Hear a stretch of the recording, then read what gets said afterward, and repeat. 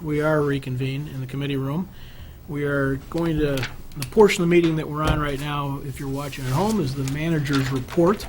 This is a continuation of some of our conversations that we've had of late concerning the Fairview Avenue Business District and surrounding areas. And we have a conversation tonight that talks a little bit about, well, I'll let Dave introduce it. There's a package in front of you that I know everybody's had a chance to look at. It has to do a little bit with buildings and uses, and it's going to lead us eventually to some zoning conversations. Dave? The implementation of the recommendations of the 2017 comprehensive plan for the Fairview area is a priority action item for us. So in plain English, we are working to implement the recommendations from a plan prepared a couple years ago. There are several components of that plan that you'll see in our presentation here tonight. But we are in the process right now of working on rezoning the Fairview area in a manner directed by this village council. We're on meeting number 4 of this particular process. Tonight, Jason Zawilla, our planning manager, will be presenting the slideshow and facilitating the discussion. You're going to hear a lot of concepts tonight, and they're exactly that. They're ideas. They're what might be. They are presented only to help the council give us policy direction. And even if the council gives head nods and direction to consider some of these concepts and ideas tonight, that doesn't mean they're a law yet. It doesn't mean they're in an ordinance yet. It doesn't mean they're going to happen. All it means is that as we proceed through this process, anything that the council says they want to learn more about will be continued in that conversation. Ultimately, we will produce a set of zoning rules and regulations for this area, but that's several months off. So tonight is really about identifying concepts, learning more about them, and tracking the general policy direction of this council as we move forward. So normally we'd have our community development director, Stan Popovich, here with us tonight. He's a little under the weather, so his very capable partner in community development department is Jason Zawilla, planning manager. Good evening, Mayor Barnett, Village Council. So we are on our 4th meeting to discuss this topic. So we did receive the concepts, some information I had in your packet, so we are going to go over them and actually have a fun exercise tonight. The planners that I am and some of my friends here get excited anytime we can use a whiteboard, and especially with some diagrams over there too. So shortly, my friend Dave and Enzo will join us to catch some of the comments and go through each of these concepts too. But I'll go into that in a little bit. So just so everybody in the room and the council knows how tonight's agenda is going to work, is we'll go over the project description once again, so everybody's on the same page. We have some clarifications that we're going to offer questions that were asked at the previous meeting, and then we're going to jump right into the Fairview 3 discussion to go over these 17 concepts that were presented in the packets to get that feedback to help us get to those next steps as part of the project. So again, with what we're working on for the Fairview Focus Area Plan implementation, action item is defining the area included in the project. We did that a couple of meetings ago, and what we've been really working through is the zoning framework, which I'll touch on in a minute, and which could lead to amendments to the zoning ordinance and the zoning map. So as part of that, if you remember this diagram from the last meeting, we're still in the middle here. So we're going through the regulatory framework. This is big picture items, big concepts that help us get that feedback we need from this group to develop those text amendments with a future step. That's again updating the zoning ordinance, which is our regulatory documents, the actual law of what goes on to these properties potentially, and that's what we're here to get to that point. So just as a reminder, with the last meeting we talked about 3 different focus areas. Fairview 1 and 2 we'll briefly talk about just to give you a clarification, but really the majority of this meeting is going to be discussing concepts that could go into Fairview 3. So with the one clarification we have right out of the gate is there was a suggestion to add theaters and entertainment uses to the list of uses that could go into the zoning amendments. We noted that, and so when a text amendment does get in front of you, it will include those uses for the Fairview 1 and 2 areas too, so noted on that one. There was another question that came up at the last meeting for a term that we use, the built-to-zone. Planners like to use a lot of acronyms, as I'm sure you know. So this is one of the ones we actually use a lot when we're describing what people can do in the downtown. So this is a high-level explanation of the built-to-zone zoning requirements for the downtown, which is something that could potentially work for Fairview based off even the discussion we had at the last meeting. So the whole idea is that the build-to-zone has requirements that a certain portion of the building has to be at the property line, But there's also a provision in there too to talk about what open space could be in that front setback, and this is a diagram we put together just to demonstrate the area that an outdoor patio could be into this built-to-zone concept. So it's a regulation that really puts the building closer to the property line, the street, versus the setbacks you see in a typical residential neighborhood, for instance. So before we go on from there, just in the way that Jason clarified the uses, if the council would like to see a build-to zone in the Fairview 1 and 2 regulatory framework, we'll happily put it in there. Based on previous discussions, I think that's what this council is looking for, so we're looking for head nods tonight. Is that something we want to see in the Fairview 1 and 2 area? Thoughts? Wait, for 1 and 2? Or at least one? Should be I'd say correct, for at one, least yeah. I'd say at least one. For one, yeah. Go back to that drawing, Jason. Sure. In practice, have we in the past, or would we apply this, some of that outdoor patio stuff, 25 and 5, and whatever that might shake out to, but on other sides, only the side adjacent to the sidewalk? This specific regulation is tied to what is in the built-to-zone for this area too, where you could have a certain portion of the patio in that zone. That's where the built-to-zone is. But would we have that same sort of setbacks, the wrong choice of words, but that opportunity to not run the building all the way up to the edge of the property on the sides as well, or only in the front? We certainly could design something with that if that's something that you want to offer us tonight. I don't know what the answer but I think everybody, all the comments that I can kind of recall is people looking for some open space. And so I guess as a high-level thing, as we talk further, flexibility and how and where that is. I'm thinking about things like along the side of Valley Doyle. There's places where you might wish you had some of that space, not necessarily adjacent to the sidewalk. Yeah. So we're hearing not quite what we have on the books for downtown, but a little more flexibility in the build-to zone to create some Yes. openness? Yeah, especially knowing that we have less open space in this district than we have in the Okay. downtown. Yeah. Can any of that then be addressed in conjunction with design guidelines? It could. So not necessarily saying what you can't do, but here's what we're encouraging you to do? Right. And that's the way this worked. If I wasn't clear on this one, this is not a Okay. requirement, but if Okay. somebody wants to put I'm just going to say outdoor dining area in the private property side, they do have an option with the ordinance without having to seek relief, that there is a caveat in there that would allow that. Yeah. And we, right now, in the downtown design guidelines, do have guidance for outdoor areas as part of private property too. Yeah, I think the important part about that is that at least on a privately owned parcel like this, that the outdoor space be active. Yeah. I think the idea of the build-to zone is you want to draw people in. It's you're trying to create an active space along the street. An outdoor patio for dining is quintessential for that. So whether it's on the side or right on the sidewalk, in my mind, it works as long as it's an active space. I see heads not going there. So, yes, with the concept of the urban wall, but not as prescriptive as we have downtown, a little more flexibility to capture some open space that is directed towards activity and could be supported by whatever we come up with Fairview design guidelines for Fairview. Okay. I think we can deliver that in the next round when we write up the framework. So I saw all that, nothing on that one. Okay, Good, excellent. good, thank you. All right, so this is again for the geography of the area that all these concepts could apply to as you think about the discussion and offering us feedback is for the Fairview Zone 3 that we're calling it again. So again, this is the map for that area.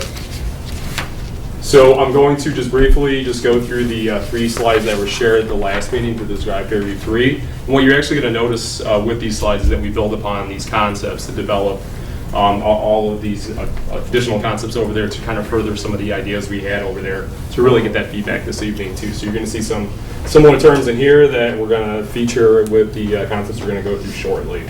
So again, with Fairview 3, it was designed to look like a residential neighborhood, walkable, have option for green space, potentially up to a 35-foot maximum building height, because that's what the current regulation is now, and then the potential to have 2 principal structures per lot, and you're going to see some concepts related to that shortly.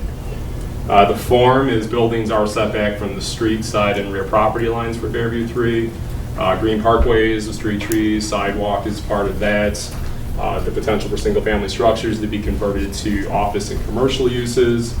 And then there's the potential here for parking, and looking at that, we've heard some comments in the previous meeting, this is what we had up there before, is do we look at reducing the parking regulations, something similar to downtown, and then we would have to look at what the on-site and on-street parking requirements would be for something like this too. So all options, all potentials, nothing set in stone here. And then this is the use list that we presented on the potentials that you can have in this district. We wanted your told to be permissive, flexible with this. You can have a variety of residential uses as listed in here. It could be an area that would welcome professional offices, salons, live-work units was a term that was used last time. The potential to have home occupations with a larger retail space allowance, and then institutional uses is always a possibility over here. So I won't go into detail on this one, but this is another ask or question that came up on what definitions we have in the code as it relates to some of these items. It is terms I am going to use throughout the description of each of these concepts. But here, household, dwelling, and dwelling unit, which has been provided in your packets ahead of time. Pause there for a quick second, just to make sure there's no comments and questions before I really dive into the concepts. So everyone, back on the uses, I'm wondering how others might feel about restaurants being part of this as well. You know, I'm remembering a trip I took to St. Louis many years ago, and they've got this Italian district, and you're driving through the neighborhood and single-family homes, and then you come to a corner, there's a restaurant sitting there. It's the coolest thing ever. People just walking in and out, and it's part of the vibe of the neighborhood, and so I think that might be something that could be possible here. I did it as a special use, not a permitted use. Sure. No, 100%. Yeah, Because it depends. yeah. Yes, Yeah, I Yeah, can see that as a special. it depends. So if we Yeah. were going to do it, it would have to be a special use Yeah, in my I mind. agree. But I'm still not even sure I'm willing to go there, only because I'm kind of viewing Fairview 3 as a transition type district back toward the single family homes, and we've gotten a lot of folks who have said we don't want to be next to a larger multifamily building, larger being sort of relative, larger than what used to be there. And for example, the outdoor cafe that was proposed on Main Street with a new apartment building drew a lot of concern from adjacent single-family homeowners. Mm-hmm. And I can imagine I would feel similarly in that situation. So I think I'm leaning against at this point, but if we do it, it would have to be a special use. Right, yes, but you're not Yeah. going to get the kind of density and size and volume of 3 that you're going to get in 1 and 2. So this would really Right. be almost a single-family residence type of Yeah. situation. Yeah. Yeah. Right. And I could imagine an example, good on Taylor Street, but it would absolutely have to be a special use Yeah. because of all the things you It'd just be a mentioned. rarity, yeah. So it would have to be the kind of thing where the neighbor would be like, yeah, this is cool, let's do Right, it. right, yeah. Just something to consider. I don't know Just if throw it I'm- out. Yeah, so just jump in Maybe. there. A lot of talk, some of the Maybe. council members who are talking about special uses and permitted uses. That will be developed more when we Later. get into the actual zoning, but it's very helpful to hear it from those who are familiar with it now. What we're looking for tonight, to Commissioner Davenport's question, is if the council would like us to keep this conversation about restaurants in the Fairview 3 area going and keep talking about it as opposed to eliminate it, that's what we're looking for here tonight. Sorry, man. I don't think I share that, Mike. I mean, I know the Hill well, and it's awesome, you're right. It's also really dense, lots, small lots, very small spaces between buildings. A lot of those corners are, were historically taverns or grocery stores, they're now restaurants. And when I look at our map, it's a cool use, I'm not disagreeing with you. But when I look at our map and I think about what that might look like in reality, I don't feel like that's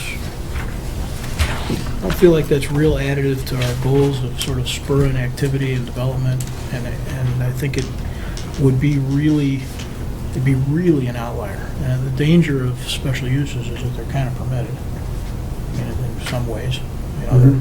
They're enumerated as a use under conditions.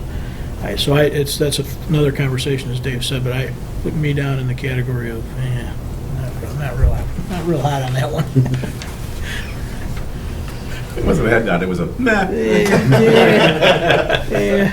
That's part of, one of the things tonight, guys, is for these a lot of this, right? So that staff can hear us talking to each other and saying, getting excited or saying meh. You know? Sure.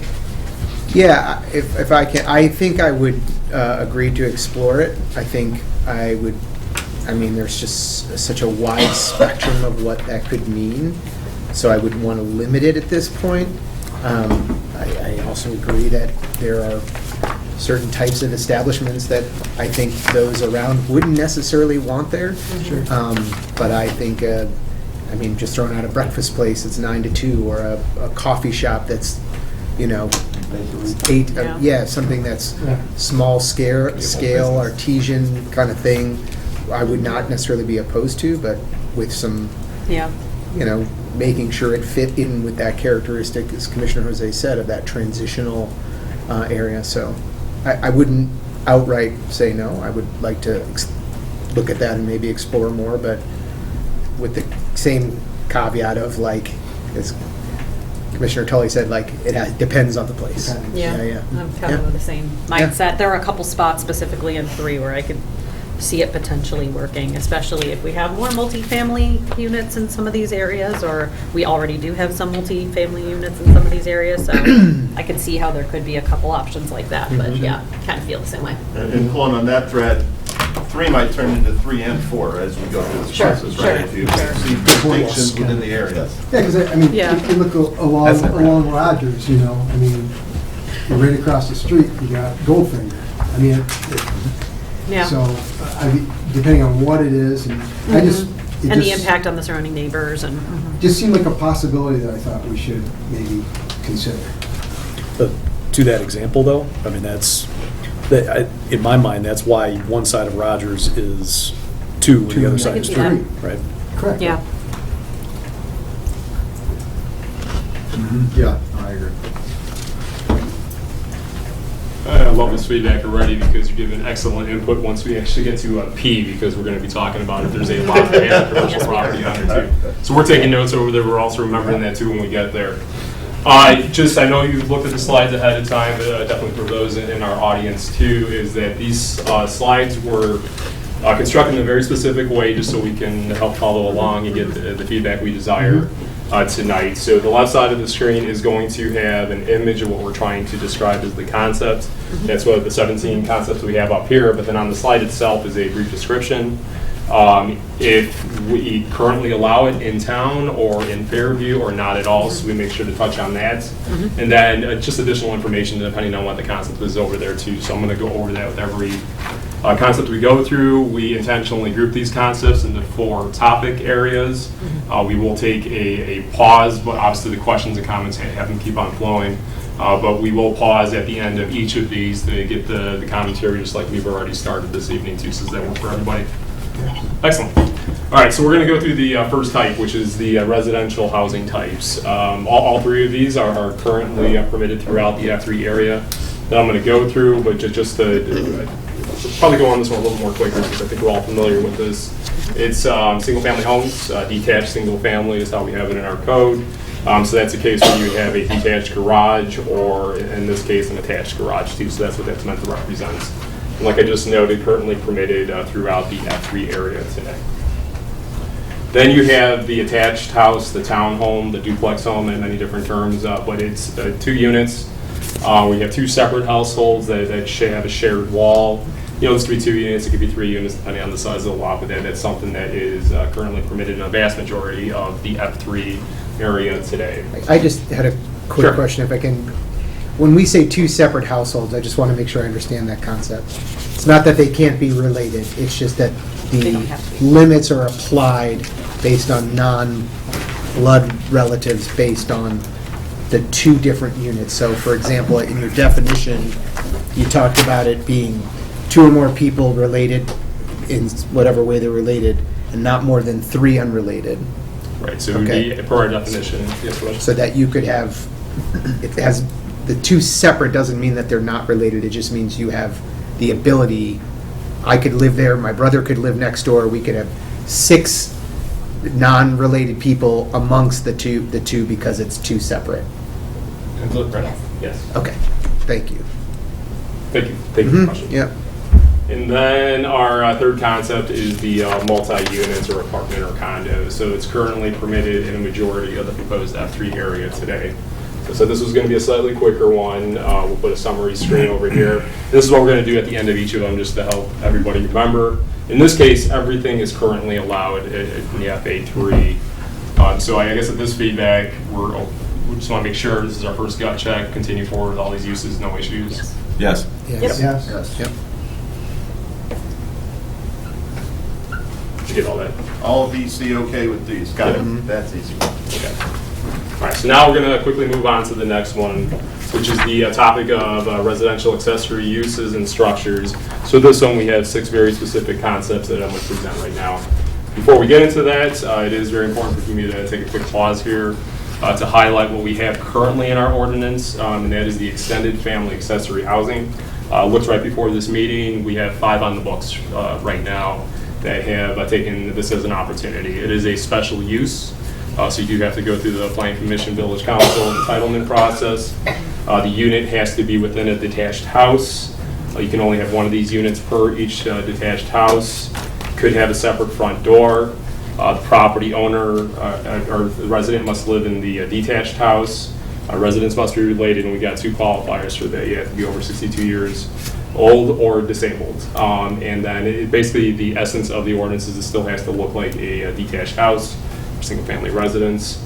And then an administrative process that we have is every year, actually this month, is we mail out, in this case, those 5 residents just to make sure that they're still using it as approved special use.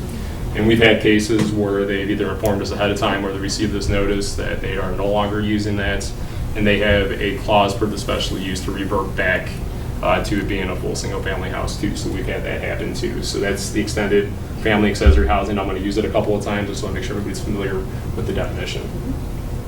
So the very first example is a single-family detached house with this extended family unit. That's what this is meant to represent. We gave everybody a color key too. It's also intentional. We tried to use the same colors as we talk about these different topics to keep everybody on track. So as I already noted, that this is a special use in a very small area of the F3 area today. And again, you have to have a single household that's in here to be able to take advantage of that extended family unit. Why just the small area, Tracy? Oh, sorry, because the zoning that's in the FA3 area is for single-family residential zone districts. And so in this case, it's, I believe, R4 we have in there. So that's why it's a small area. So we're going to expand upon that. This is the first new concept that you're going to see is the idea of an extended family unit in the detached garage. And for this purpose, it's assumed to be on the second story on top of a garage, but it could be in the accessory structure too. Without the garage, 2 different ways we can look at that. It's currently not permitted throughout the village today. So this would be something new that we don't allow today. And again, the same single housing, but that has to be related based off of our current ordinance. So again, the age or disability, so that's what this concept represents. The next concept is another new one that we don't have in here. It's the idea of the accessory dwelling unit. So this is where you have 2 households that are connected internally by a doorway in the unit over there too. 2 different households though, so per our definitions would be in this concept over here too. And then the next one would be having an accessory dwelling units in the garage. Again, the same concept that I discussed 2 slides ago, where you can have second floor in the garage or in a whole building just for the accessory dwelling unit on there. 2 households again, but the assumption is the ADU is smaller than the principal structure of the single family home. A term that's been used more frequently is the tiny house, and so staff's intent on presenting this one was based off of the current building code definition, which is a maximum size of 400 square feet. That's what we have in the newly adopted building code, so that's the size for that. Also not permitted throughout the village now, but then 2 households, but a much smaller ADU than the previous slides we just showed. Right now, the concept is based again off of the building code for this one. We just got one more, and then we'll see some of that feedback. And this is the idea of 2 detached single-family houses on one lot. They could be the same size. Not talking about a flag lot here. It's actually having 2 principal structures on here that have 2 households that reside, 2 different households that reside in each of the buildings there too. So that's the idea on this concept. So just to summarize again, we have another spectrum of options over here allowed through the special use process in D in a very small area right now in FA3. But then all of these other concepts are not currently allowed, and that's where we want to see some feedback. Is this something that council would be open to? Mike? So what would you say really is the difference between G and I? Is it just that the accessory dwelling unit somehow is limited in size to being smaller than the detached single-family home? And is it just that it's 1 square foot smaller, or is it, you know, how do we? Yeah, the concept is the size. We wouldn't develop the actual details until we got into a proposed zoning ordinance. But conceptually, I think you're right on, Commissioner, right on. So one of the things that occurs to me is that between, when we look at E and G, right, it wouldn't make sense to me to do E unless you were going to allow G, because I can't see somebody spending an extraordinary amount of money to create that extended family unit, knowing that after some period of time, they might have to say, I'm not allowed to do that anymore because I don't have somebody who's 62 years old and blah, blah, blah, so on and so forth, right? You know, if you're going to build that, it needs to be something that's usable and would stay with the property. So it's not like, you know, Mike's got a lot of experiences. Jason, what would it look like? What would have to be removed to that plan? Is that like removing a kitchen or something? Kitchen and the bathroom. So one or the other is what we typically would ask for in a situation like that. One or the other. Yeah. So build a whole kitchen, then remove it, to your I point, get right? it. Yeah. And then, Right. yeah, Do that. okay, yeah. Yeah. And then after you go, we put the stove back in. Yep. And Yeah. then how do you police Just this, don't put it right? in the bathroom. Right, That would be right, very that would odd. be- Yeah. Keep the stove in the kitchen, that'd be great. But the important part is it's still going to be comfortable if you get in trouble with your wife. And Right. Would That's right. the existing allowed uses are allowed throughout the community in their appropriate zoning class, correct? It's an R3, it applies whether it's, and so as we consider these changes, that premise would still apply, yes? Well, these changes the concepts we're discussing now would simply apply only to Fairview. So we Three, Fairview, three. Fairview, We're three. Three, yeah. Only apply to Fairview 3. For I now. don't, I Not don't to believe we're for now. discussing There's the key. allowing this village-wide, just Fairview. Okay, that's an important Yes. distinction. Yes. I think somebody mentioned at one point they were, wanting to avoid creating something that was somehow unique in a negative sense. It's just something to keep in mind. I would go so far as to say is whatever we decide here feels like it's opening a door for what others in the village may want. I agree with you. I was going to call it Pandora's box. Oh, I would not call it Pandora's box. Yeah. I would call, this is an opportunity for us to look Mhm. at different concepts and different possibilities, Yeah. and then have some experience. Yes. And the things that work are things that we would apply elsewhere in town. Mhm. And certainly there will be some things that we may look at and go, hey, this didn't work so well. Definitely don't do that. Yeah. So I think it's controlled, right? Yeah. I understand that. But I think we have some experience with E, and E is as far as I'm willing to go. Because E, we have examples of right now where, although I would actually consider expanding E to not just 62 years old and older, Yeah. because I think Right. you could have a college kid, Yep. you could have, there's a whole bunch of other categories other than somebody who's disabled and 62 that you could see having an apartment over a garage. So basically what you're talking about is an existing garage. It's also functioning as a garage. So it goes to your point of why is someone going to build it? Because it's the garage. But then above it, you also have a full living space that you could put a family member in. And I think that's something that I think makes sense. Frankly, we already have it in some situations, or maybe they're not living there, but it's Right. been built out where you Yeah. could. So your version of that There's, It basically takes the there's household. an example on Maple Avenue. It takes the household definition and applies it to the existing. Correct, and it's we'll get into the family issues later, but what I'm envisioning is you basically have what we would normally see and expect to see in this zoning district is what is a house and a garage. A house and a detached garage, except the garage has been built out to also facilitate someone living there. And whether it's a disabled person, whether it's an elderly parent, whether it's a college kid, whatever. That I think is something that some flexibility is worthy of. F, G, H, and I, and actually I was going to talk about F, G, and H, but now I'm convinced that all of those are non-starters in my opinion, and here's why.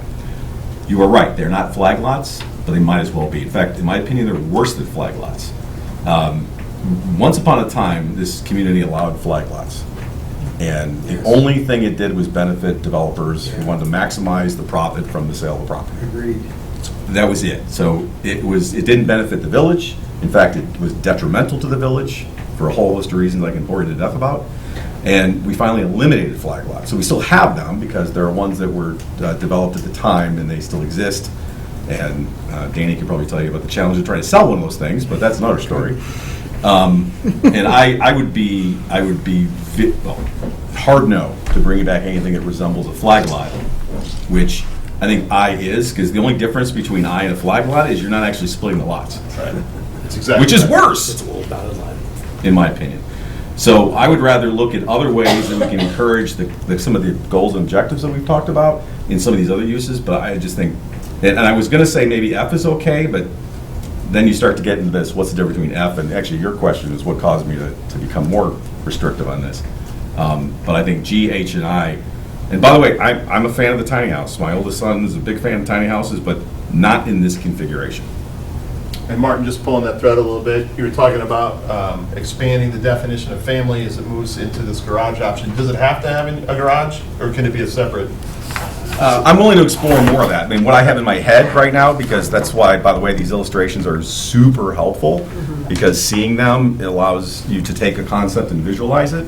I mean, E, I'm thinking of, I know of an example of that in town, so it's in my head. Are there other variations? Maybe. I'd be open to thinking about it, but that's kind of as far as, that's kind of as far as I would go. The way things exist right now, you can build a detached garage with a space above it, with a bathroom. With the bathroom, Right. correct. Yeah. Right, that's, Yeah. So the nuance here is just whether or not there's the ability to cook. That's, I mean, Right. that's it. Yeah. Well, and tenancy potential. Sure, That's a pretty dramatic nuance. Yeah. sure. That's the difference for those following, Yeah. between an extended family unit versus a full-on accessory dwelling. Yeah. Now, those are reasonable points, and I appreciate the discussion, because when I came in, I was thinking, I'm good with the way it is, and I'm not interested in anything else. I'm open to thinking about E, but I would agree that F, G, H, and I are a bridge too far for me. I think the flag lot comparison is apt. It's just too much, and in a configuration that, as Martin described, looks like what you would expect in this, in a single-family neighborhood. It's tougher to say, well, no, I don't think we should do that. And I agree on lifting the age restriction as well for the extended family unit. Mike, you wanted to say something else? Yeah, currently, in most of Fairview 3, we allow two units on the lot, don't we? Side by side. Side by sides. Yeah. Townhouses and duplexes. So conceptually, It's not the same why family. is F objectionable, knowing that? Well, that's the difference between R4 and R5, right? Am I remembering that right? That's correct. Yeah. So I think what we're talking about here, E would be on an R4 lot, Right. and a side-by-side, a duplex would be an R5. Well, because you expect to see townhomes where you find townhomes zoned for. You expect to see apartment buildings where you see, or condominiums where you expect apartment. You don't expect to see two single-family homes on the same lot. So this would be helpful to, go ahead, Mike. So just fundamentally though, I mean, isn't F in a side-by-side, I mean, we're kind of talking the same thing there, aren't we? Well, that's why I'm not crazy about F. I was actually thinking F might be okay. Except we allowed the side-by-side in almost all. Yeah, but well, we can go back to the practical challenges. There are practical challenges about public safety, there are practical challenges about where's the front door. There's a whole bunch of issues that we came up with flag lots. Not to mention their So it's different because of the way the building is designed and how the entrance is presented and what's, I'm trying to remember now, a long time ago. There are practical aspects to it, administrative aspects to it, public safety aspects to it, as well as most people don't like them. So let's add some detail to that. In the areas, now we're going to violate our rules and go into zoning, but some of F3 is zoned one thing, some of F3 is zoned another. Some allow single, some of the multifamily. In the areas that allow multifamily or single-family attached townhomes, that's not exactly this because of what Martin was talking about. The definition of single-family attached means you take a house and you put it together like this, and the whole thing is they are a whole dwelling unit, as we defined, and they are separated completely from the next and abutting dwelling unit. Okay? These could have connections into them that feel a little bit like connecting hotel One rooms. example is a Yeah. door. You walk into the house, walk all the way through, and there's a door just to get into that back unit. Right? So two completely different households, but connected structurally in a way that's very different than, that was, I think, what Martin was talking about, one of the examples. The graphic, okay? So you could have presented a graphic that showed the accessory dwelling unit on the side. Sure. Yeah, We could have, yeah. Except on that 50-foot wide lot, it's not gonna happen. Oh, I can make it happen. Oh, that's the problem with flag lots, is that, oh, yeah, we can squeeze every last penny out of this property and is there, leave the city to deal on the with it. extended family unit, hey, Jason, D and F, do we have something in our ordinance right now, I didn't see it in that bullet list, that drove the graphic to be distinct from a size? In an extended family unit attached, is there a size limit of some kind, or why does that look, Yeah, DNF or- we base this off of most of the past applications we've got in front of us. It's just to put that concept on there too. I don't believe there is a size that does have to be accessory to the size of the principal structure on there too, but we can look into that. So the accessory, use of the word accessory in F and G and in this conversation is distinct and separate from accessory structure. Not of the same household is It's the way to look at That's it. the definition. Same household as we would define it, not the same households. So The just as people a living in it. fictitious example, the Barnetts live here. There you go. You got this nice little family, the Zawillas, that are going to move into the Oh, there's a sitcom. That's not happening. So it's a completely two different families over there too, just so we can visualize that. We have a hair requirement in our neighborhood. But that's fine, that's fine. So the Fieldmans and the Zwillas are going to live. Yeah, that works. Right? So this is somebody who's related, as we were talking about. These households have a household relationship at some level, whatever we decide. These do not. So for the scorekeeper, I'm of the same thought process right now as I think Greg and Martin are.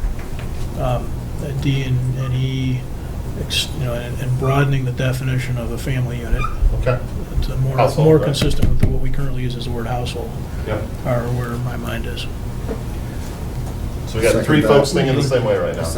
Yeah. Danny, same thing. Question. So we currently have a size limitation for accessory structures, right? So wouldn't the extended family unit still have to comply with that, which I think is 600 square feet? Under roof, 1,000. 1,000?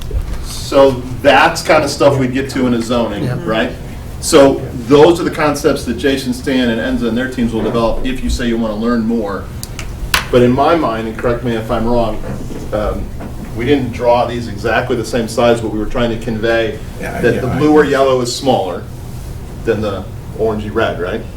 But when you get over here, we were just saying they were two complete different houses. The size regulations as they relate to the principal, structure, and accessory, if you say you like these, then we'll start developing those specifics. But that's what we're trying to convey, is the size. Yeah. Frankly, the other thing on F is that if you're going to build something where it's two in the same, you're going to build it to support that. You're not going to tack something on the back and then call it That just seems very, to borrow a phrase from Paul Hollywood in the Great British Baking Show, it's very claggy. Can you add claggy definition to the next presentation? Yeah, the attorney tells the architect. Yeah, right, right. Usually those people do Right. not advance the conversation. Right, okay. I'm with everyone else on the D&E. I'm not willing to completely throw the F out, though.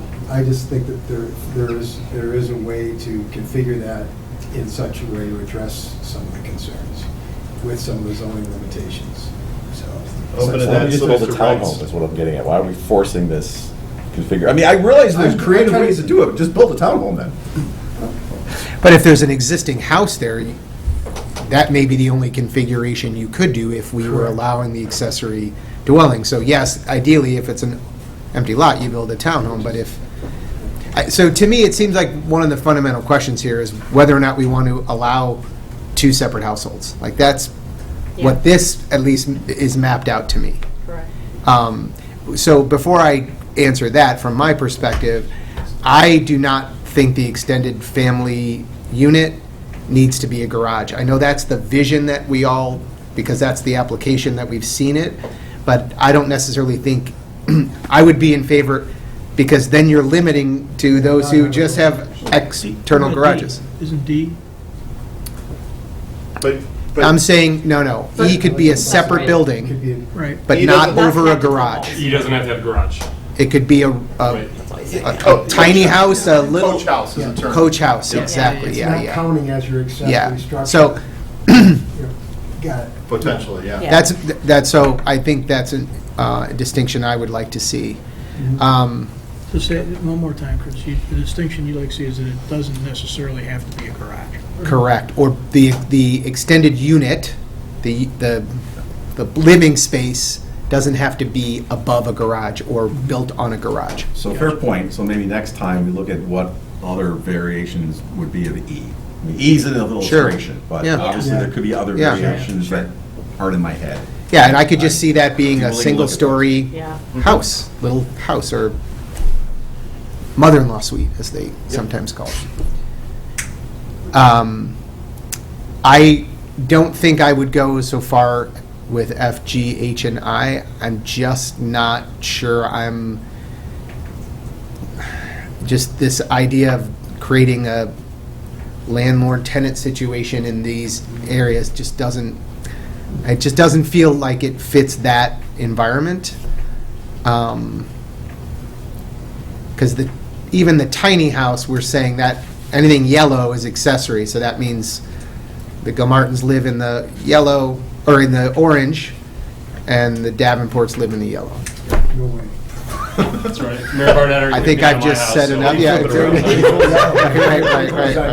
Right. Yeah, I think I'm at E with and I also agree with opening up what defines the Yeah. family that can live in that spot. So I keep going back to, though, what's currently allowed in Fairview 3, right? So Mhm. we allow apartment buildings in the majority, current regulations currently permitted in the majority of the proposed F3 Yeah. area. Multi-unit apartment condos are already. Yeah, So you've got a landlord. I just see that as just a different structure. It just seems like a different structure, an apartment building or a multi-tenant unit. It definitely feels different, so. There is a balance. I could be convinced, but There is a balancing of, I think Greg's used it most often, Martin used it earlier, of, expectation, right? We have residents and businesses in all these places, and so I think, sort of along the lines of what Chris is saying, if a parcel comes down, an existing parcel takes a single-family house down, and it's zoned for one of the townhome, right? 3 townhomes go up there. It's going to look like 3 townhomes. If the person buys a house next door to a house, they're kind of expecting it's either going to be a house or something different, not something kind of used differently. It's a really bad way of describing it, but this idea of, there are some expectations for existing residents and businesses about what something is. and trying to allow a little more creativity and a little more flexibility while still maintaining some of that is part of what my mind is. So I'm listening a lot, and I can understand the concerns given flag lots, all those things. I'm definitely good with expanding D&E to, beyond family, whatever. That's all fine.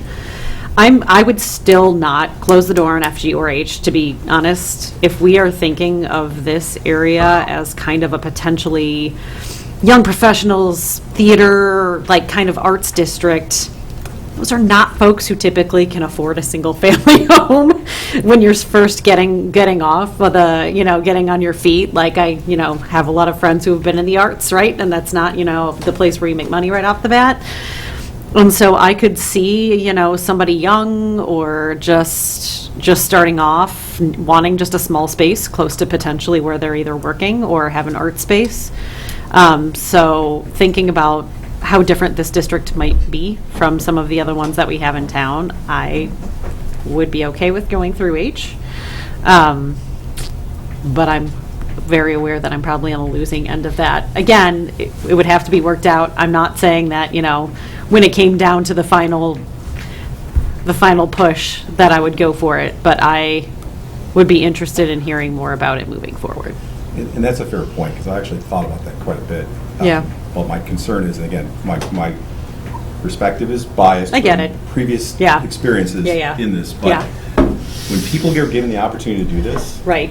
they're maximizing the value of those things, and they are Sure. not building something that the art folks are going to be able Sure. to live in. So while it seems like that would be great, Possibility. what we saw was, it was all about Oh, I'm how sure. can I maximize the value You're and right. sell it or rent it for the most money I possibly can.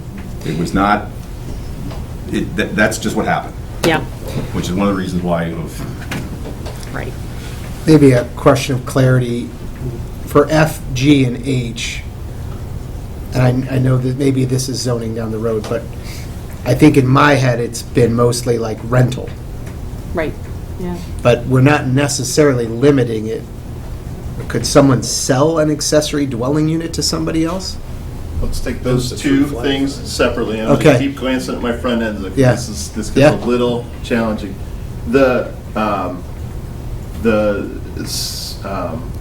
Say it again, Chris. I wanna make I was sure just, you're the accessory dwelling units, they're separate households. In my mind, that's a rental to Got it. another. On the But- rent versus own, the zoning ordinance does not make distinctions on land use versus rent versus own, right? That's correct, does not make distinctions on rent versus own. Land uses, not, right? Yeah, Generally speaking, there's some exceptions in minor little areas, right? But generally speaking, we don't say this is zoned for ownership and this is zoned for rental. It's not really how we do that. The thing about could you sell this off, the answer is going to be no, not under our current zoning and our Single parcel. current plat of subdivision regulations, because you would have to subdivide these. Right, it's a single And if you parcel. subdivide them, for example, to sell this from this, you'd Then it have to would be a make it a flag lot. flag You won't lot. meet the minimum lot requirement. Yeah. Correct. Zoning Did I Right. get that right, Emma?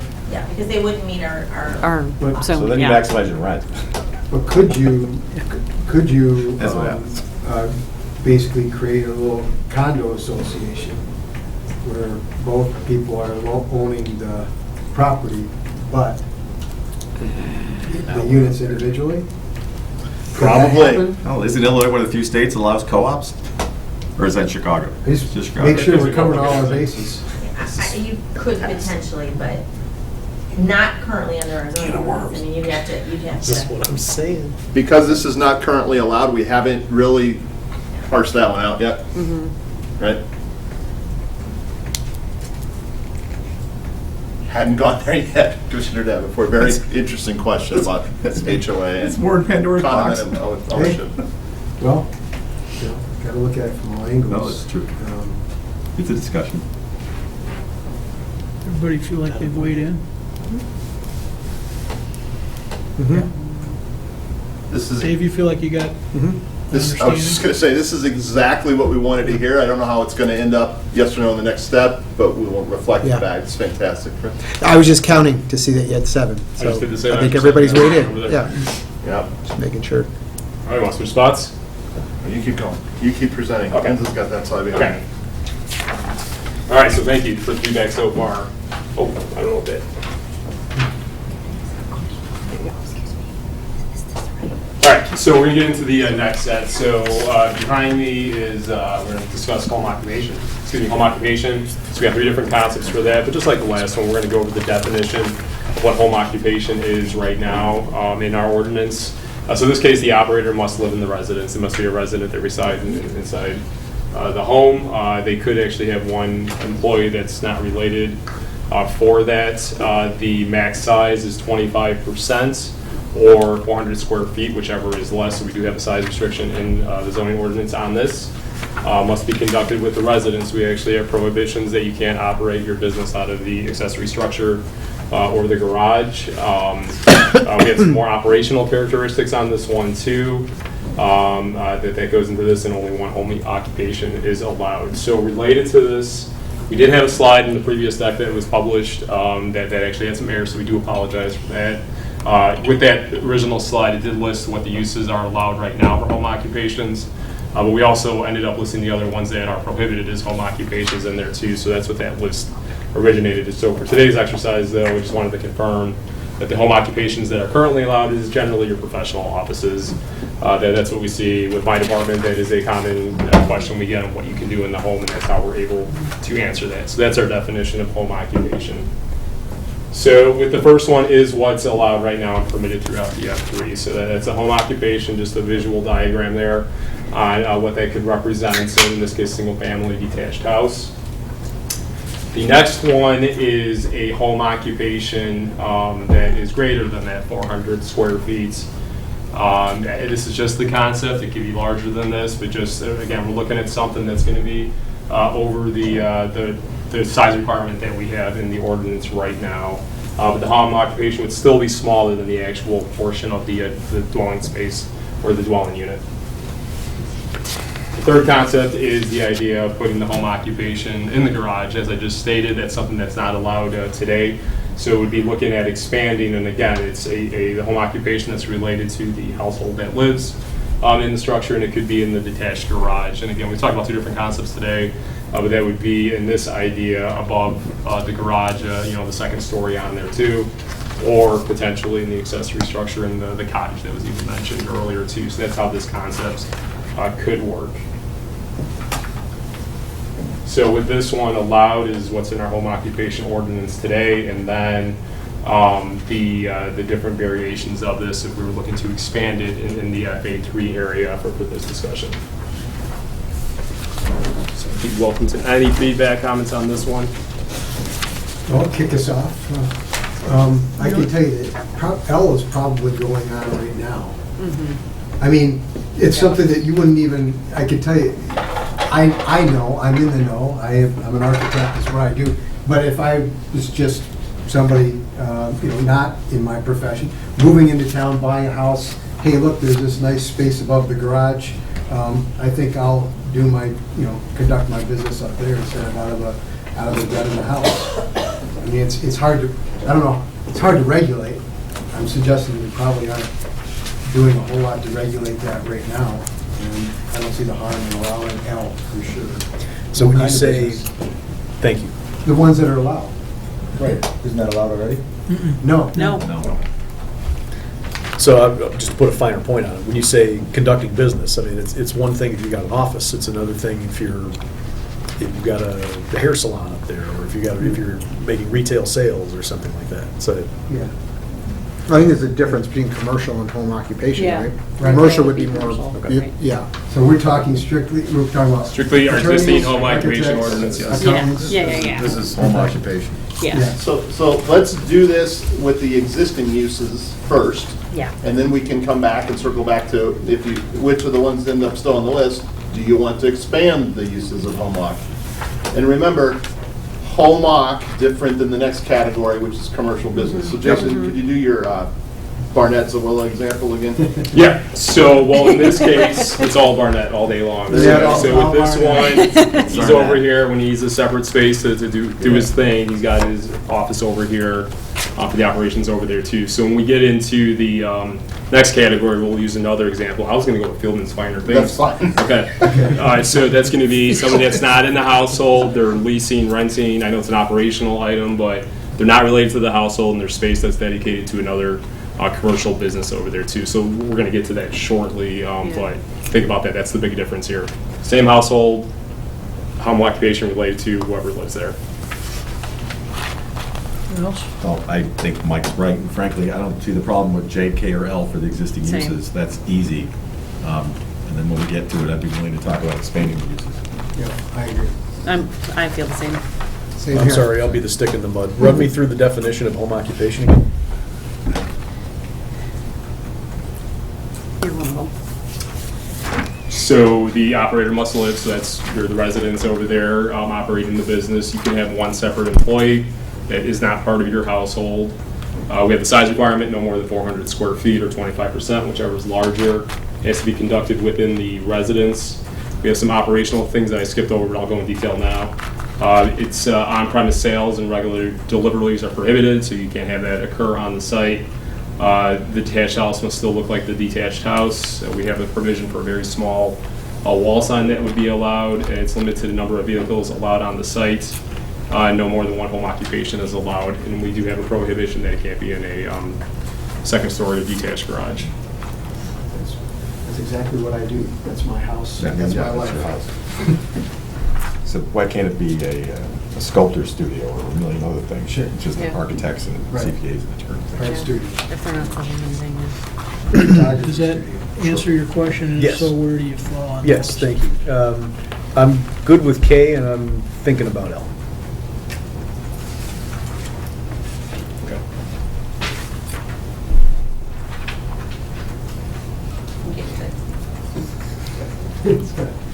I'm good with all of them. I'm good with all of them. You're good, Holland? And I, like others have mentioned, I might have some interest in expanding. You're Holland too? I'm all in, yeah. Yeah, that's why. And it'll probably blend into the commercial conversation, Yeah. but Yes. that's going to be interesting. It's me you're missing, Enza. Yes. And I'm in on all of them too, and I'm interested in potentially expanding as well. We have a completely different way people are working these days. I know. Yeah. It's not just Yeah. these type of, Yep. so we gotta, there's an opportunity to see what we can do. So why don't we start talking about uses beyond what we currently are? So some of the uses I did have on there, I'll share a couple just to start the discussion on there too, was, well, let's talk about restaurants. We talked about that already today. And you're starting with the hard one. Yeah, that's right. Retail sales, so we actually having customers come to the site for a retail storefronts.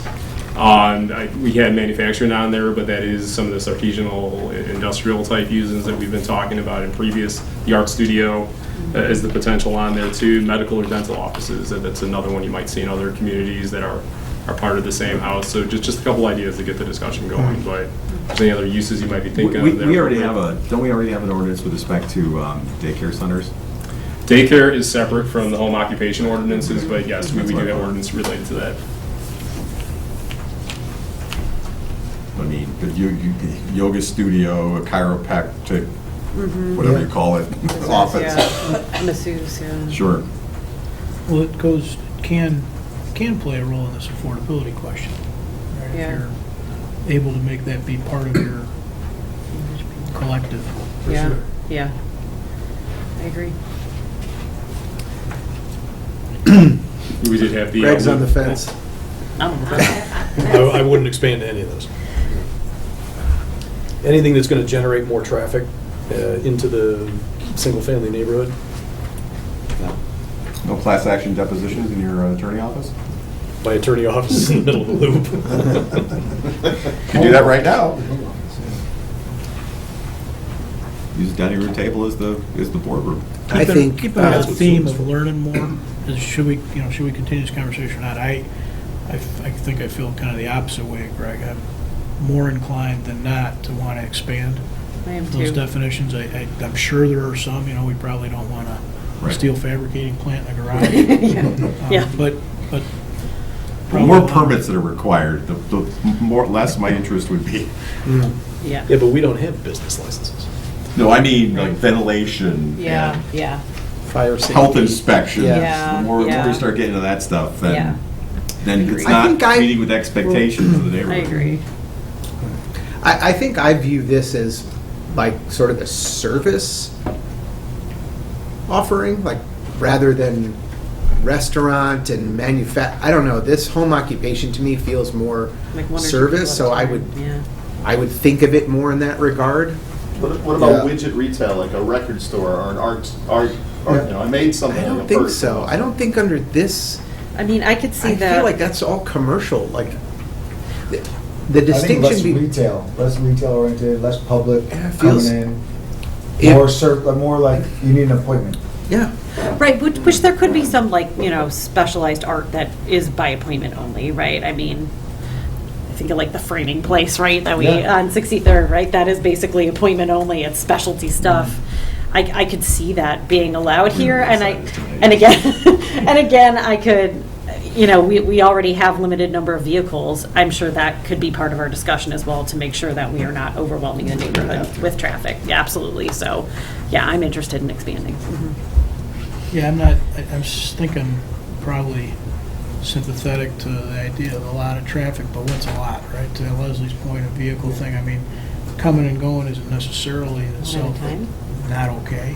You could have a photographer who is doing, headshots and family photos all day long. You could have a From 9 to smoke- 5, when most people, a lot of people aren't at home, and parking's pretty available in the residential areas. Might be easier to even talk about what we definitely don't want to allow versus trying to Yeah. identify all the things that we think we do want to allow. And this will be important too when we get into the next topic, because this assumes it's the same household. Right, I live there. We're going to get into the same topic, but with Yeah. yeah. businesses that can locate on the same property.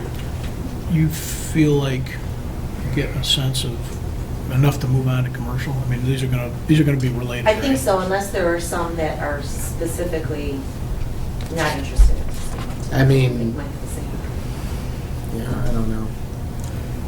It's not to say I wouldn't necessarily, like we talked about the restaurant thing earlier, but I don't know, that just doesn't feel like that home occupation type No. thing. 'cause No, it's- I agree. Because That feels you would commercial. Likely need more than one. You would need more than one employee. Yeah. Yeah. And when it says only one employee, does that mean a single person working or a person plus one employee? 2 part-timers. No, I One mean, FTE. One person who's the not. operator lives there and then only one employee. Yes. I'm not gonna, Yes. So I'm not I gonna can out myself, operate but and have one employee. Yes. I have a partner. On premise, yeah. Is that allowed now? Yes. Yes. Yeah. I started my business. I thought I was in trouble. Me too. Okay. Okay. Shelley, you have to find I think, I don't know, expansion but service, I think that's what it said for me. Yeah. Expansion but It's going to service. be independent contractor. Yeah. Okay. You okay moving on to the next one? Because I think we're going to go back Yeah. and forth on this a little Sure. bit. Yeah. Perfect.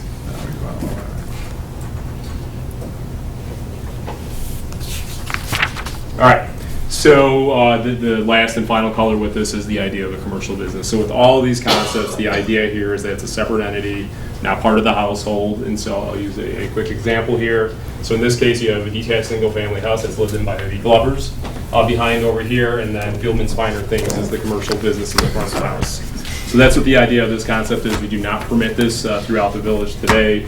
And then that commercial space could be rented to the non-resident that doesn't reside in that site over there too. The next one's going to be another familiar concept, right? The detached single-family house, the residence, but then they lease or rent to a separate commercial business in the accessory structure in the rear in this case. The next one kind of puts that idea is where the commercial business is actually what the front-facing structure is visible from the street, and then you have a smaller detached single-family house in the rear. This again rented to a separate entity that doesn't live on the property. This is what we really started talking with this meeting about too, is the idea of a commercial business solely on the property. We don't have any residential on this one. I'm just going to use the restaurant example because we were talking about that a lot early on. So that is where you would either have a house that was renovated into a commercial business, in case of restaurants, with the associated parking lot in this example, Or it's a tear down and you rebuild a new commercial structure on the lot too. That's what this could signify with the appropriate parking for it. And then I got one more, right? So the very last one is this idea again of having two buildings on one lot. So I think you know if someone's going to go on. Call it the Tully lot, yeah. Yeah, we'll call it the Tully. What do you think I stayed on that one? Even I'm. I think we put a no on that for. So that's the idea on this one is, so we have another set of comments. You know, we haven't really talked about the uses. We started a little bit here on what could fit with the home occupation. With an expansion of it, this would also be an opportunity going through, is it appropriate to have any of these scenarios? And then that use discussion would be helpful too to start that. So, not currently allowed anywhere in town. Can I channel Greg on this one? Yeah. Go for it. I don't like any of them. I almost put that down before we decided. So those are no though, right? Not a yes. It's a Oh, no, yeah. right? I'm, No, there should be no line. Yeah, Yeah, really. just no and Oh, no geez. Get line. off the starting line. Poor Enza. P is, Leave her alone. P is the only one that I'm interested probably in having more conversation about, potentially. Oh, nice. Now it's clear. Okay. Me, Feels like Family Feud. I'll make the sound if we need to. Anna, No, Peters. yeah, but that's not Chris, that's That's- Mike. Yeah. Yeah. That's You Mike. can- Yeah, you can pretty much, we're interchangeable, I guess. Whatever Mike says, I'll go with. We're gonna be living next to each You're other. right. Well, I have a great place to get our home decor. It's called the Fieldman's Finer Things. It's a good thing. Coming soon, I could have it. You think the same thing, Commissioner Gilmartin? No, No, okay. I don't. Okay.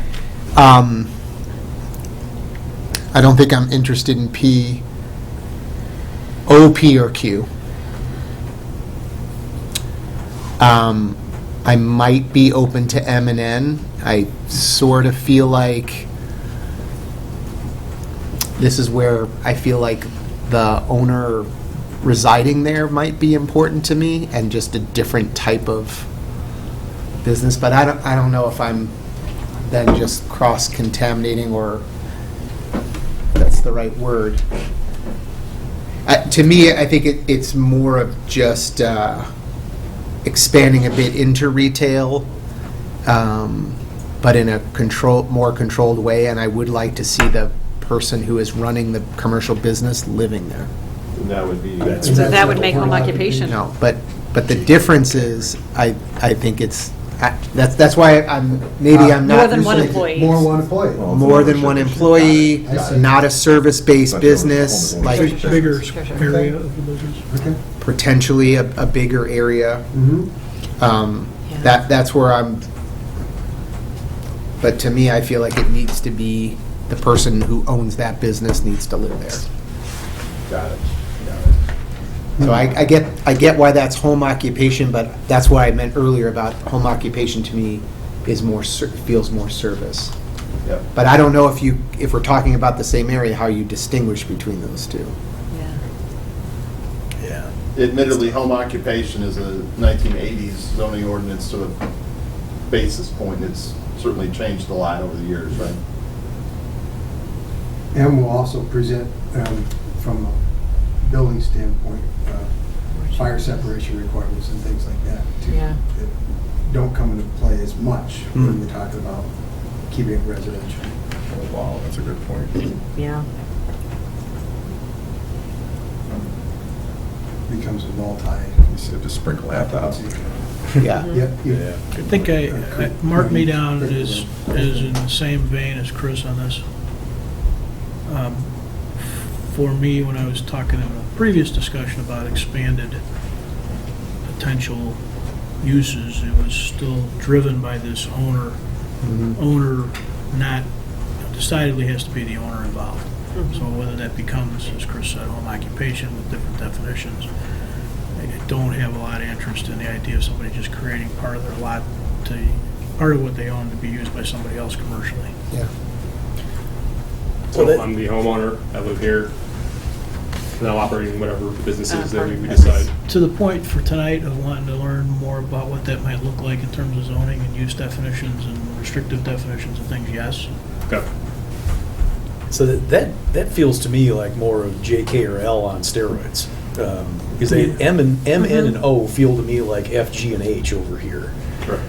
Because you've got divided ownership.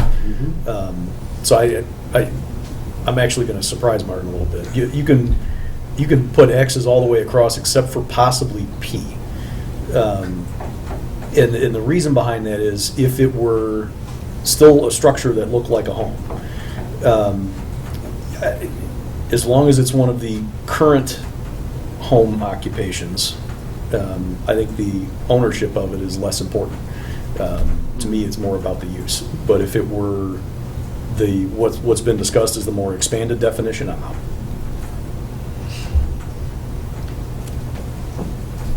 I would consider M and N as well, and actually for a similar reason that you still have the owner there who is living there, and it still does look like a home. Again, it's going to hugely depend on what we talk about with regard to occupations and, fire safety code and all of that for M, especially because they are connected. But I'm not necessarily interested in kind of changing a residential house to commercial. At that point, you kind of lose that home feel and somebody who is owning the home, living there, and having kind of a piece of whatever it is. So, yeah, I'm kind of a similar mindset of Mayor Barnett and Commissioner Gilmartin Just to on this reiterate one. that again, this will be a business Correct. operated by the household. or Yeah, the yeah, resident. right. Okay. I'm also not interested in any of them. I guess I would be open to what Mayor Barnett was saying with opening it up to to additional businesses and additional employees So more than one outside. employee. Yeah, expanding But owner. on K. occupied. Yeah. I think it's all going to come out in the wash of our discussion of owner occupation. That's what I Right. think- That's really what I'm that's thinking, really what Right, it might everybody's just be talking about. changing that That's what I- definition. too. Yeah. Yeah. Because the reason I don't like M is because I view it as somebody who has leased the space to somebody else. Yeah, There is no right, owner right. involved. That's how I see it too. Yeah. That's why I'm not, That was our intent of the concept, to get that feedback. Yeah, That's what yeah. I did sit here and just, right, home occupation, so, I'm interested in having conversations about that home occupation, and expanding the definition of that, and even how many employees you might have, right? Right, I'd rather talk about But that. to go, yeah, it seems kind of weird. Yeah. So that's going to require some prep from everybody and some prep from staff. We Yeah. probably got to spend a fair amount of time on that. Yeah. So actually, that's a great segue. Wow, this is exactly the kind of conversation we were looking for. We got great direction here tonight, and part of that direction is to really dive in further on the home occupation side. So on our next discussion, we will have definitely a discussion on that. And I also think I would like to start presenting the framework in its entirety, just so you can see how that's shaping up, so you can did we capture your vision of what Fairview might look like as we move to doing some zoning work. So that's all we had planned to present tonight. A keen observer of the materials, you will see that we put a couple slides in there that were answers to a council member's question that came in after the last meeting. So if that council member wants to start a conversation, or any council member wants to start a conversation about density and open space as it relates to downtown for comparison, we're ready to do that. That council member. Yes, I have to confess, this was not intended necessarily for anything more than exactly what it is, additional information for people to put some more context around the area. We have had a lot of commentary about like downtown but different.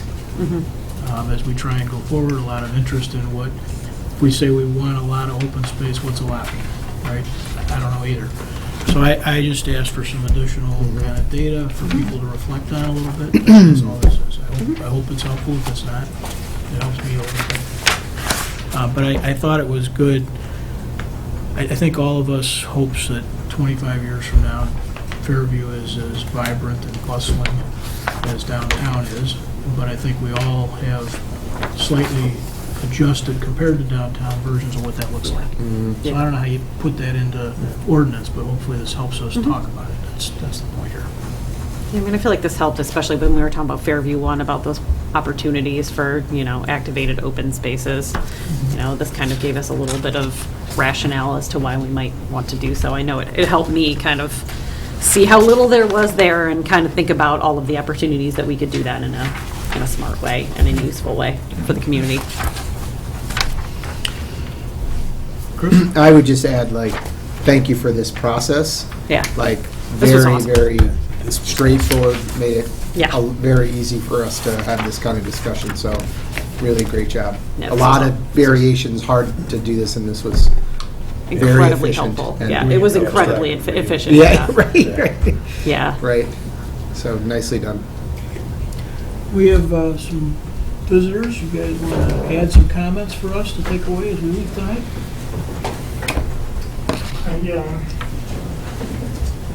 Well, certainly, I'm hoping, in this new adventure we're taking with the Fairview, I'd certainly encourage more open space, more greenery, so we don't have just a block and block of brick and mortar.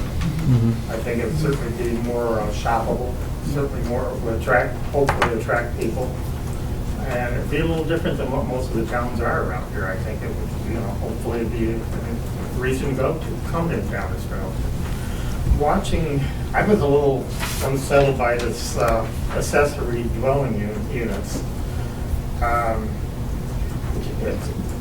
If it's a section, an area that's going to allow these, but as long as they're not spot located, like in the middle of residential, there seems to be a lot of shades to residential.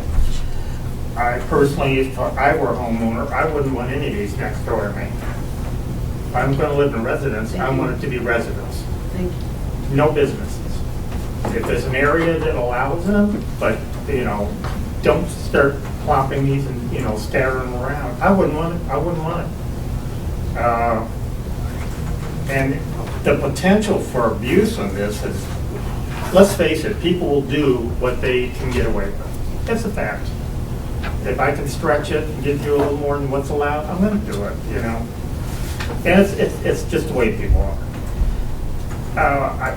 I live over near, I'm at Lawrence and Austin, what am I talking about? Downers and Saratoga, where I came from. But anyway, I'm close to Forest and Fairview. And that corner on Forest, on the east side, south of Fairview, and I don't know how it was ever allowed, but it's there. There is three or four, which were originally homes, two-story houses. All that is now is blacktop. It's all blacktop. There's no grass. It's one. Yeah, could you orient this again? Let me think. It's Forrest and Franklin. Forest and Franklin. Franklin. Forest and I'm Franklin. sorry. Okay. But I don't know, I would hate to see that show up again anywhere. I don't know how it was allowed to begin with. It was obviously private homes at one time. It's all blacktop, connecting all these homes. There's no grass. How they got through push, I don't want to see that kind of thing happen with this kind of concept. And just, to me, then again, if you're having two buildings on there, there's no way to really limit how many people are going to actually be living in there. You could have a family of 4 in one and a family of 6 in the other one, for all you know. And then where are those people going? Where do they park? Are they going to blacktop the backyard so they have parking for everybody that lives there? Just the potential for abuse of these things. It just sounds like it's very, very possible. But anyway, that's the way I would look. I wouldn't want to live near any of these. Just not next to me. Others? Well, I will, but Oh, no, go ahead. Oh, well, you know I was going to be in the main meeting, but boy, that was the place to be and not talk about this. But, and I was encouraged initially that y'all hadn't totally, completely lost your senses this evening. I mean, I thought there was hope. But I agree with this gentleman. Parking, you don't talk about when you let garages become businesses, where are people going to park? Are they going to pave their front yards so people can park? And the, well, and another point is, in terms of your engagement with the public, this lady lives in the area, has not ever known about this, until tonight. You haven't? That's a little on me, though. Well, not so much, not so much. Y'all have not engaged the public. What do people in this area want? Have you asked them? Do you know what they want? I don't think you probably don't. And I'm trying not to get agitated, but parking is an issue. The public input is an issue.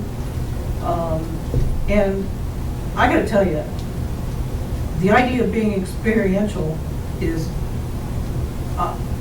makes me nuts. I mean, you should not be experimenting anywhere. You should be 10 steps behind the leading edge. Let somebody else decide what doesn't work. Let them spend their money determining what doesn't work. And if you want to spend your own money on your own property to make experimental things, fine, but don't do it with taxpayer money. You should be fine. Can you give us an example of some area where all of this has been implemented and has been embraced by the community, where people want it? I don't think it's helpful to have questions about things that cannot be undone easily or cheaply. And whether you go full bore ahead into things that cannot be undone. There's already one example that y'all know that I don't think that Washington Avenue works very well, that can't be undone. So you're moving too fast and too, I don't know, just cavalier about how these things are going to affect the character and the feeling and the ambience of Downers Grove. And Chris, I'm going to pick on you. I look out my window in my kitchen and I can see in your garage. I do not want to see your clients coming in. I don't want to see your business. I want to see your mother-in-law, okay. But the idea of having these places pop up, and the mayor had said, the same thing that this gentleman alluded to, was the expectations of you buy a house and you want to live in a neighborhood. And having all these jumble of things going on as a surprise after you've made your huge investment in your home is just not fair and not right, in my opinion. So I come in always trying to think I'm going to be calm about this, and y'all say, I call it stupid stuff, that you just say things that make no sense to me. And it is Pandora's box, and you are opening it up to anywhere else in the community. If they can do it over there, we want to be able to do it here. And there's a whole difference between your office in your home, where you go out after dinner to get ready for the next day for your job, and I do for my clients, and having a traffic pattern that comes in and people coming in and going out and turning it into a jumble of different kinds of uses. So I don't like it. I guess that's what it comes down to. You're probably all going to do what you want to do, because I really don't think that these kinds of comments are seeming to have much of an impact. But I think that you ought to be able to provide, and maybe you can, a neighborhood that we can drive through and see what this is going to end up looking like, and where it has worked well. Because Is there some place where you have found that this works well and is well received? I'm just curious about that. So, again, forgive me for being agitated. I try my best. Thank you. Well, I don't know where the apartments are, and again, this is my first time hearing about this, so I probably wouldn't want a whole bunch of apartments unless the parking could be, well, so I live by Fairview and Fourth, so I'm over by Little Presbyterian Church, just south of the tracks there. And, I'm thinking of the gas station that used to be on the corner by the White Hen. It was old. Finally, the family couldn't take it anymore, and I kept thinking, oh, well, maybe it would be nice to have like a little coffee shop or something small, not a drive-through or anything. I don't want to, do that, but something like a bagel shop or something would have been nice and sort of open to, like you say, a little. I don't know how you control the parameters of that, but then we got a giant apartment building, which, I don't really know. Like, I think the parking is contained. It's fine, but I am concerned because of the train and. Just trying to get across the track sometimes is kind of hard, but overall, I have no problems with the apartment building that went up there instead. My only thing I wish, and it's probably not within your parameters to help out with, but the speedway on the south, the parking lot is like, I don't even go there anymore. I just can't take it because that parking lot is just like, I feel like I'm gonna just. Can we ask them to please, what is the deal with that? Like in the snow, and they're like, I just take my business elsewhere. So anyway, I am curious to look more into it, but I don't know. I'm just curious. It's a lot. I had no idea what was going on. And actually, see where the yellow on the bottom? Okay, so how does if the yellow and the green overlap? Is it a 1 or is it a 2? What is that? We don't really know the answer. Okay. Part of what we're doing here is trying to have discussions that lead us to considering change in zoning, and we're not there. And what you heard tonight was just a lot of open thoughts, and we're going to learn some more about each of these things. Very interesting. Really made sense. We're going to explain shortly here steps. There you go. All right. There you go. Sophie? Yeah, please. Comprehensive plan is a document that helps guide decision-making. This council said that the 2017 comprehensive plan recommendations for Fairview is going to be guiding this discussion. That's been decided. So the comprehensive plan is done. Council said that's the basis. Let's try to implement those recommendations. We are ultimately working towards creating a new set of rules and regulations that apply to the Fairview area, which eventually will be very specific zoning districts so that we know overlap in the concept. This is zoned X, this is zoned Y, with its own set of very specific rules. But it's such a big leap to go from high-level policy to very specific law that we put in the middle this conceptual discussion that the mayor was talking about. Let's put concepts on the table, let's have a dialogue, let's see which concepts remain throughout the discussion as we get lower and lower in our trajectory and more detail. This is, I would call this public engagement by folks who are following and want to come join us. Once we move from the framework, once the council says these are the concepts that are important to us, and we go into a rezoning, this is heavy public engagement. This is notices to the residents. This is neighborhood meetings. This is all sorts of stuff. That's once the regulatory framework has been established and we propose a set of zoning rules. So this is just concepts. We'll get more specific as we go. Yeah, importantly, we always wish more people were following along. We don't know the right way to necessarily do that. We're thrilled you guys are here.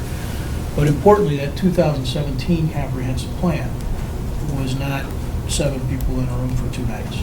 That was an entire process that had a lot of public involvement. It had I think it had an ad hoc committee created for it. So what we're trying to do now is figure out what implementation that looks like. But that process that got to the idea of should Fairview aspire to, for lack of a better term, was a very lengthy public engagement process. It's also available. If you can't sleep some night, go to our website and read through it. It's all available there. It's a little dry at this point, because it is kind of conceptual, but it's worth reading. And it is, it's what's driving a lot of the thoughts that are going on right now. Chris? Yeah. One of the things, based on one of the comments that were made, can you tell us, we've been kind of conceptualizing these as, I think, single-family homes and what can be done with those single-family homes. Can we talk about, or can you give us the number based on the yellow cloud of how many single-family homes we're actually talking about? Yes. Because when I look at that thing, it doesn't seem like there's a ton in there. It's just a handful. So at our I think it was our second meeting before we had a map. I think I was gone, I Yeah. apologize. But yeah, we can give that, Okay. we'll give that as a resource to everybody. Is it 20? Is it 50? I bet it's not 50. I bet it's 20. So It's a short list. another thing as we think about this, Great point. friend, we're talking about a very small subset, Unless you tear down stuff and redo. but there's only a certain number that could. We'll talk more in my backyard when it's warmer.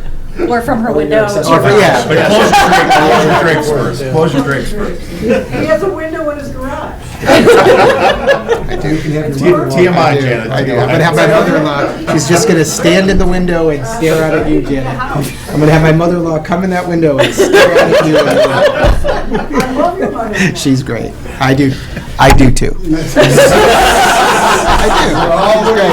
She's great. And that's in the public minutes. record. That's in the minutes That is now. in the minutes. Exactly. You lost control. Yeah, yes, he does. Yes, he does. All right, anybody, how about a motion to adjourn? Move to adjourn. Second. All those in favor say aye. Aye. Opposed? We are adjourned. Thank you all and good night.